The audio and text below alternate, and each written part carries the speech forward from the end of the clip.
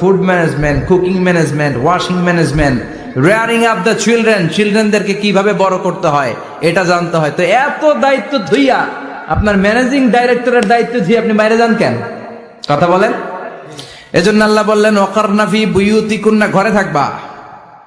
ঘরে থাকলে ওই ঘরটারে বরকতময় করে দেয় কে? আল্লাহ।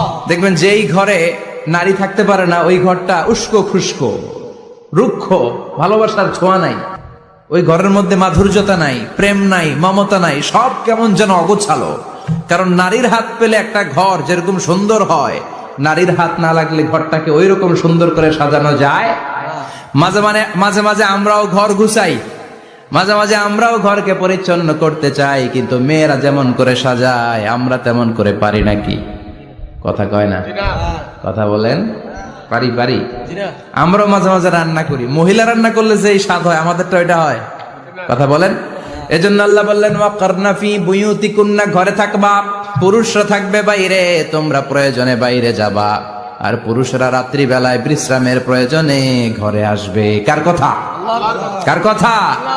আবার আল্লাহ নারীদেরকে বললেন চোখ নামাও, আমাদেরকেও বললেন চোখ নামাও, তাদেরকেও বললেন চোখ নামাও। ওয়াকুল্লিল মুমিনাতি ইয়াগদুদনা মিন আবসারিহিন, ও নবী নারীদেরকে বলেন তারাও যেন পরপুরুষ দেখলে চোখ নামিয়ে রাখে।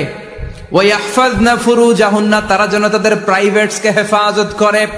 ওয়ালা ইউবদিনা যিনাতাহুন্না ইল্লা মা যাহারা মিনহা, দেহের সৌন্দর্য যেন বের না করে দেয়। ওয়ালিয়াদরিবনা বিখুমুরিহিন্না আলা জুয়ুবিহিন্না, আর তাদের বুকের উপরে যেন একটা চাদর নামিয়ে দেয়। সুবহানাল্লাহ। ওড়নাটা যেন উন্নত বক্ষটা তারা ঢেকে রাখে। এখন বুকের উপরে ওড়না থাকে না, ওড়না থাকে গলায়, ঠিক কিনা? অবশ্য এইখানে যে বোনেরা আসছে এদের এই সমস্যা নাই, এরা সবাই বোরকা পরে আসছে, এদের আত্মীয় স্বজনের মধ্যে ঝামেলা থাকতে পারে। তো আপনারা যে পৌঁছে দিবেন, ওড়না থাকবে কোথায়? নারীদের বুকের উপরে ওড়না থাকবে, চাদর থাকবে, গলার মধ্যে ওড়না রাখার জন্য বলা হয় নাই। ওয়ালিয়াদরিবনা বিখুমুরিহিন্না আলা জুয়ুবিহিন্না, বুকের উপরে রাখো, নিজেকে ঢেকে রাখো, হেজাব করো। হেজাব করলে নারীর মর্যাদা বাড়িয়ে দেয় কে? আল্লাহ।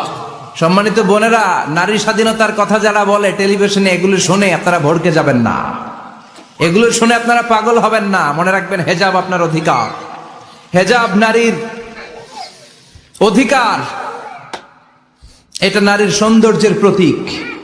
হেজাব নারীর আভিজাত্যের প্রতীক, হেজাব নারীর সৌন্দর্যের প্রতীক, আভিজাত্যের প্রতীক, তার রূপের প্রতীক, এটা তার অধিকার। চিৎকার করে বলেন ঠিক কিনা?